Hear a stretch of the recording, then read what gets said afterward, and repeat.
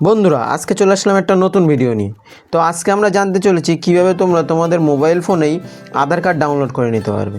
তো প্রথমে গুগলে গিয়ে সিম্পলি এখানে লিখে দেবে আধার কার্ড ডাউনলোড।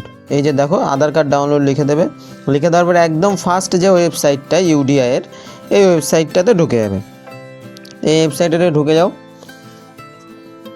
এখানে ঢোকার পরে এখানে স্ক্রল করো, দেখো এখানে লেখা আছে ডাউনলোড আধার।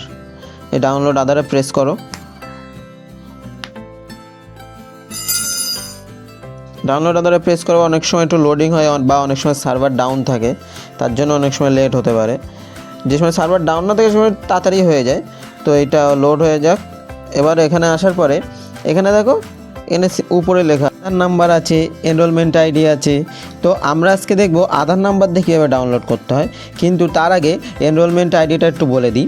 এনরোলমেন্ট আইডিটা হলো তোমাদের আধার নাম্বার জেনারেট হওয়ার আগে তোমরা আধার অ্যাপ্লাই করলে যে ফর্মটা দেয় বা রিসিপ্টটা দেয় ওখানে এনরোলমেন্ট আইডিটা থাকে। তো এখানে দেখো একদম উপরে এনরোলমেন্ট আইডিটা 14 ডিজিট এনরোলমেন্ট আইডি, ওটা বসিয়ে দেবে।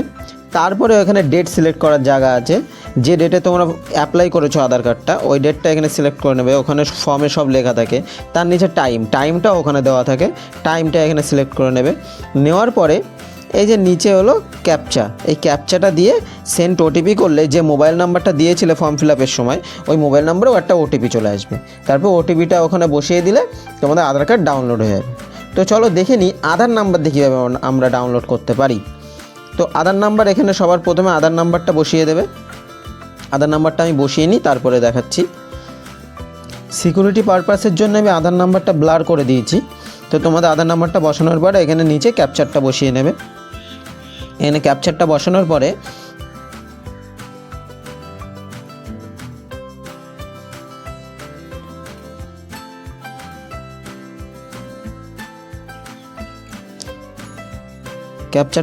পরে এখানে সেন্ড ওটিপি করে দেবে। এখানে দেখো সেন্ড ওটিপি অপশান চলে এসছে, এখানে সেন্ড ওটিপি করে দেবে।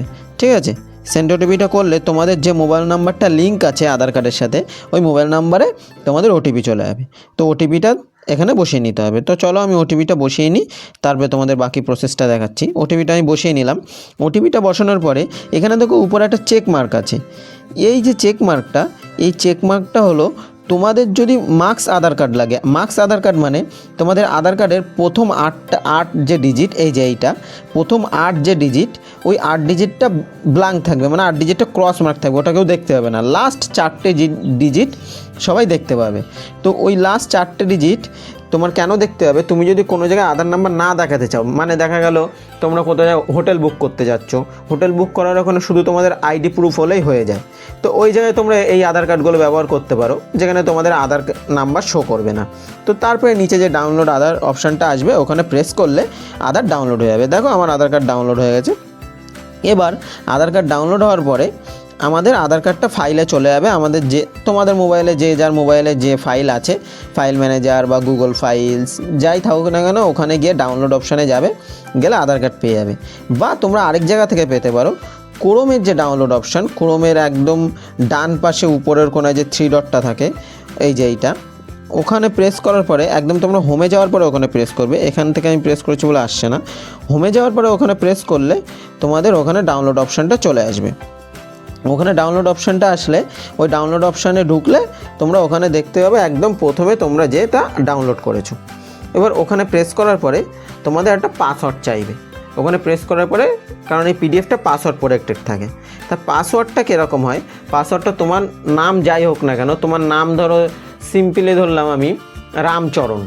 তো রামচরণের প্রথম 4টে অক্ষর RAM C, ঠিক আছে, রামচরণের সি, রামচরণ প্রথম 4টে অক্ষর RAM C, তারপরে তোমার জন্মসাল, সিম্পলি আমি ধরলাম তোমার জন্মসাল 2000। তো এখানে পাসওয়ার্ডটা হবে RAMC 2000, বুঝলে? এই পাসওয়ার্ডটা দিয়ে তোমরা পিডিএফ ফাইলটা খুলে নিতে পারবে। পিডিএফ ফাইলটা খুললে দেখতে পারবে যে তোমাদের আধার কার্ড তোমাদের সামনে চলে আসছে। তারপরে ওখানে একটা কোশ্চেন মার্ক থাকে, ওই কোশ্চেন মার্কটা টিক মার্ক করতে হয়। ওটা তোমরা যে কোনো তোমাদের কম্পিউটার বা ল্যাপটপ থাকলে ওখান থেকে টিক মার্ক করে নিতে পারবে। ওটা হলো অ্যাডোবে রিডার দিয়ে ওটা টিক করা যায়। আর তোমার ওটা যদি তুমি না পারো, ওই পিডিএফটা যে কোনো সাইবার ক্যাফেতে তুমি যদি দাও ওরা 1-2 সেকেন্ডের ভিতরে ওটা টিকমার্ক করে দিতে পারে। তো আজকের জন্য এই পর্যন্তই। তোমাদের এরকম মাতৃভাষায় আরও এরকম ইনফরমেটিভ ভিডিওর জন্য চ্যানেলটাকে সাবস্ক্রাইব করে রাখো আর পাশে থাকা বেল আইকনটাকে প্রেস করে রাখো, যাতে সবার প্রথমে ভিডিও তোমার কাছে চলে যায়। তো থ্যাঙ্কস ফর ওয়াচিং। আর একটা কমেন্ট করে দিও, ঠিক আছে? যদি ভিডিওটা ভালো লাগে একটা কমেন্ট করে দিও।